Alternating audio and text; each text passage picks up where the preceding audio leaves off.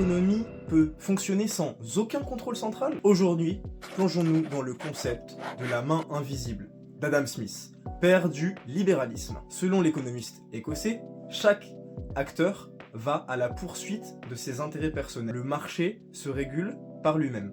Dans son œuvre La richesse des nations, il explique que chaque individu a pour but de maximiser son profit et que cette maximisation conduit à un bien-être global. La poursuite des intérêts personnels mène à l'épanouissement du groupe. On a les producteurs et les consommateurs qui trouvent un équilibre sur le marché et une entente commune. En d'autres termes, beaucoup plus simplement, personne ne dicte les prix. Cependant, cette théorie est bien belle, mais la réalité a évolué. Depuis le XVIIIe siècle, on a fait face à plusieurs cycles économiques et on a pu observer beaucoup de nouvelles choses.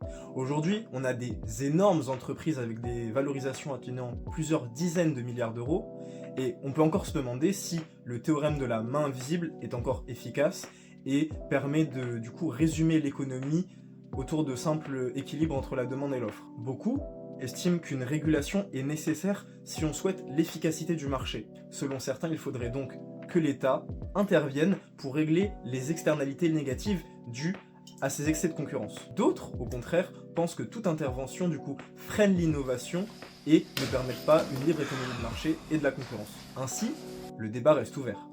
La main invisible est-elle un système efficace au regard des défis économiques actuels?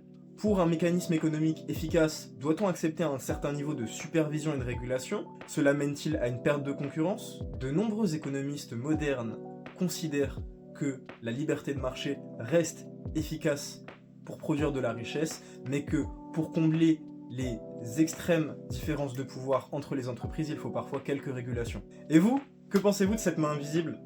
Si cette vidéo vous a plu, n'hésitez pas à laisser un commentaire, à vous abonner et à proposer d'autres sujets. Et surtout, n'oubliez pas, restez curieux!